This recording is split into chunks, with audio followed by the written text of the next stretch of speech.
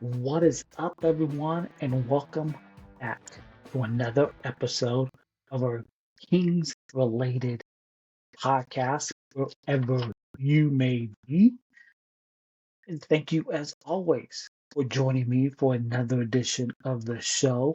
And whether you are watching on Spotify, YouTube, or listening on your favorite podcast platform, do us a favor.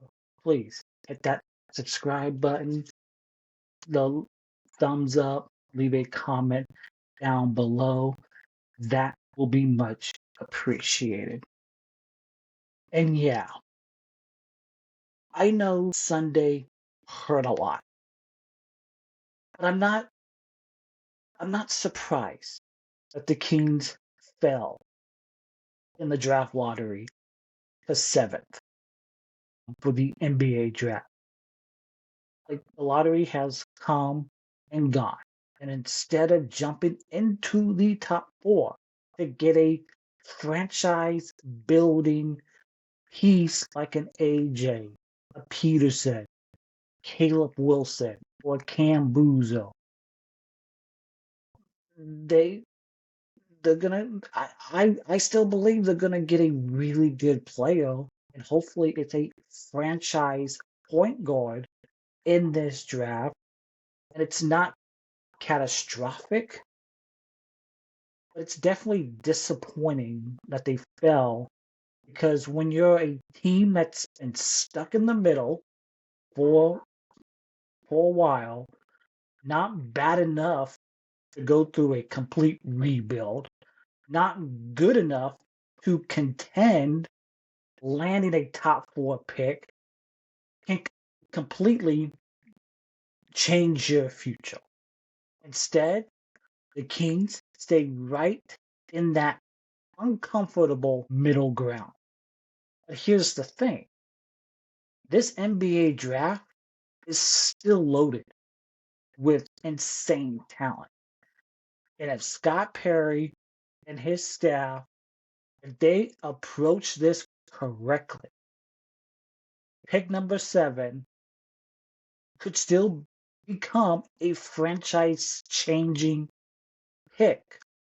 So on today's episode, we're gonna break down why falling to 7 hurts so much, what the Kings should actually prioritize in this draft, which prospects could realistically be available, and who makes the most sense for this roster moving forward.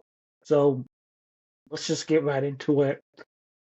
The lottery felt important, not just because the Kings, they need talent. They absolutely do. Because this team desperately needs a direction. You have a old, bloated, expensive roster with veterans. DeRozan, Levine, Sabonis, making a lot of money.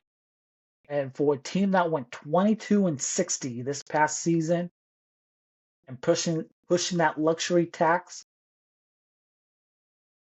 this team should not be in that luxury tax range for a team that won 22 games. But you got some solid young pieces, Keegan Murray, Devin Carter, when they decide to play him. Nick Clifford really came on towards the end of the season. And then you got Max Reynaud, who was the standout this entire season because of the injury to Sabonis. But this roster still lacks one major thing.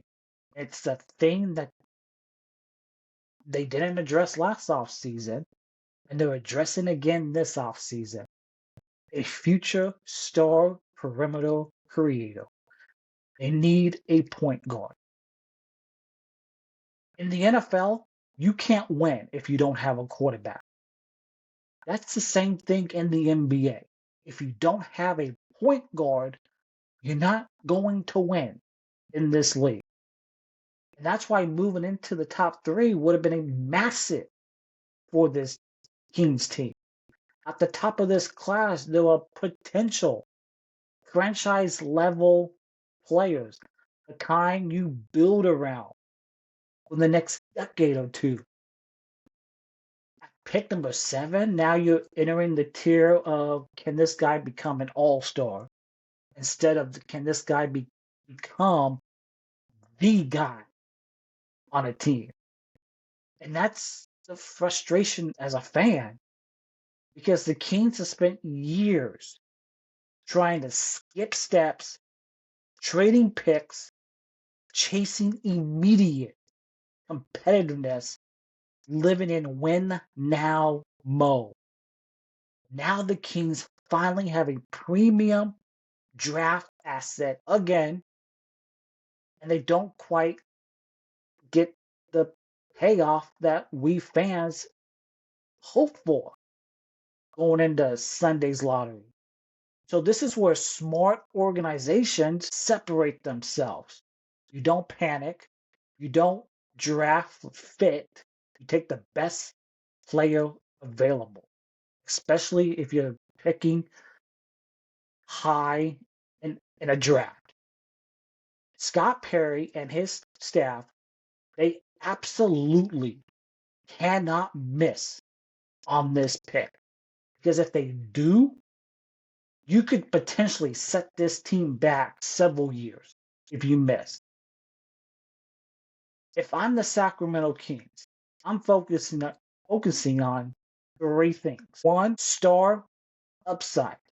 This roster needs another long-term cornerstone, not just a role player, a safe rotation piece.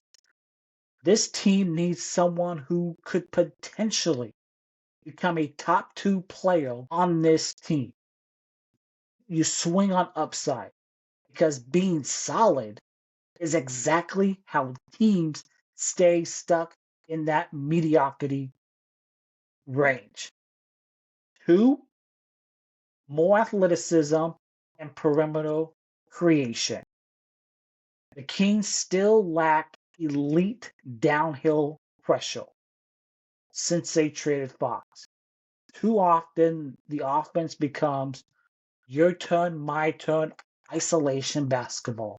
We saw it last season with Zach, DeMar, guys who need the basketball.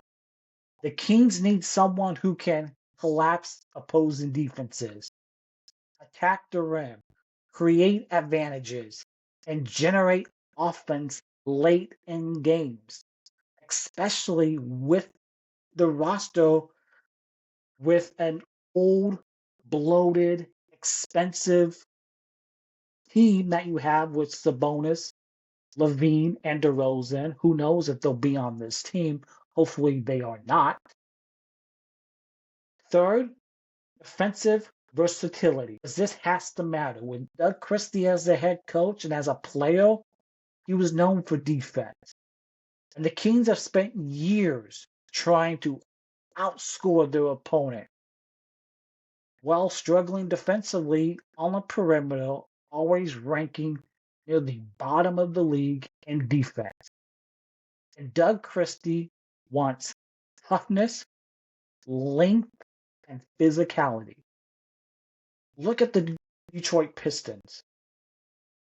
Like, that is a tough, physical team. And they're the number 1 seed in the playoffs in the East. So ideally, you're looking for a player, if you're Sacramento, who can defend multiple positions, switch defensively, and still offer offensive upside. So someone who fits today's modern playoff type basketball. Uh, Now let's talk about who could be available at 7. And I think this is where things could get somewhat interesting because the board could break in a lot of different ways. And some of the names I think the Kings could realistically be looking at. You got Nate Ament, who somehow, if he slides to 7, I think if the Kings, I know he's a wing player, but at 6'9", with perimeter shot creation, defensive tools, fluid movement, and a massive upside, Ahmed is exactly the archetype every NBA team wants right now. And I think he would fit beautifully next to Keegan Murray, because I think both of them can defend, shoot, handle the ball, and play positionless basketball. And I think the long term upside of Nate Ament plus a Keegan Murray duo could be terrifying long term. But the question is whether he makes it to 7. Because you got the Clippers at 5. They could go for a wing player. I don't think they take a guard. You got the Brooklyn Nets right ahead of you at 6. So, and then you got Darius Acuff Jr., a name who's been continuously linked to Sacramento because of the Calipari connection. Scott Perry coached Darius's dad. And honestly, I think the fit makes a lot of sense. If he's there at 7, I think he's the best player available. Darius Acuff, the shot creation, the scoring instincts, the toughness, the pace, and real offensive confidence. He can create his own offense, something this Kings team badly needs for the future. I think a slight concern could be his size and defensive consistency.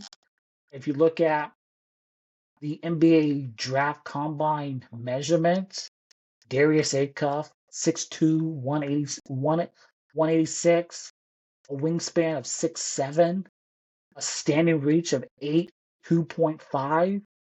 Like, like I think he helped himself a lot physically with that 6'7" wingspan, despite only being 6'2". So it's good measurements if you're looking at Darius Acuff Jr. But if the Kings believe in the jumper and the playmaking upside of Acuff, I can absolutely see the Kings picking him at 7 if he's there, especially because the Kings don't really have a young art creator on this roster currently who build around long term. I know they don't believe in Devin Carter long term as somebody who will be on this team going forward. We got Mikael Brown Jr., who might be the most polished lead guard that could be in that range. Played at Louisville this past season. Brown plays with an incredible pace and control. Very advanced passer, a high IQ. He's strong in the pick and roll creator, something that we saw Max really thrive with this past season with Russell Westbrook. And Mikael Brown Jr., he feels like the type of player who could stabilize an offense immediately if he's drafted here. And maybe his ceiling isn't as explosive as the other guards in this draft. It's a really good freshman guard class this year. And honestly, I think the Kings could use some stability after years of roster chaos after the Fox trade last season. So, you got Kingston Flemings from the Houston Cougars. He didn't do well with his measurements. Just a 6'3.5 wingspan, 6'2 and a half height, 183, and an 2.5 standing reach. I think Flemings maybe kind of hurt his stock a bit because of his wingspan came in much shorter than expected for an NBA lead guard. But I think offensively, I think he's the best defensive guard between the draft prospects. Keaton Wagler, um, I thought he did well, 6'5", 188 to 211, 6'6", the 6'7" wingspan, an 8'4" to 9 standing reach. I think Wagler's size remains intriguing because he has legit wing dimensions compared to the other guards in this draft. Even if you listen to scouts, still question maybe his explosiveness and his attacking the rim pressure. So I still think the Kings could get a really, really good player at 7. So the best and worst case strategy for the Kings. The best case, one of the elite upside wings fall to 7. That could be a dream for Scott Perry and this Kings team. You take the wing, develop him, and suddenly the Kings have a real long-term foundation next to Keegan Murray. The slight concern about that is I think you already have a logjam in that front court right now. I don't think you would want that. The worst case is the Kings draft for fit, and we've seen that year after year as long as the Kings have been in the lottery, and that's the danger. I don't think they'll draft fit. I think they'll take the best player available, and taking the older, safer prospect because he can help the rotation right now. That's how teams do stay permanently average in this league. And this team cannot afford another solid but limited pick. Just can't. And at 7, you draft talent first. And then you figure out the rest later. So falling to the 7th pick, it stings, but I still think the Kings are going to get a good player. I think they're going to get their franchise point guard in this draft. And there's no sugarcoating. But this draft still gives the Kings a chance to reshape its future. I don't think they're going to be good this upcoming season. I think this upcoming season is going to be another developmental season. All the talk is about 2027 and clearing your books. So, and honestly, this might be one of the most important draft picks that the Sacramento Kings have had in years. So I'll talk about last year. Moving into the first round, taking Nick Clifford, taking Max Reynell with the second overall pick in the second round. You got undrafted Dylan Cardwell with two-way contract, and then converting that to a standard NBA deal. Like, I think Scott Perry's got to have another really good draft coming up next month because this pick could determine whether the Kings continue to patch holes or finally start building something sustainable like for the long term because Oklahoma City and San Antonio, they are going to run the West for the next 5 years. And then you got Utah in that mix, going to run the Western Conference for the next 5 years as well. So, and you got a team like Memphis in a rebuild. What do they do with Ja Morant? So the Kings picking 7. Now I want to hear from you. Who should the Kings target with that 7th overall pick? Are you swinging for upside, someone like Natum Ament or Darius Acuff Jr.? Do you go safe for more NBA ready prospect? Hopefully they don't do that, because that would be terrible. Drop your thoughts in the comments down below. If you enjoyed this episode, make sure you like, subscribe, join the conversation.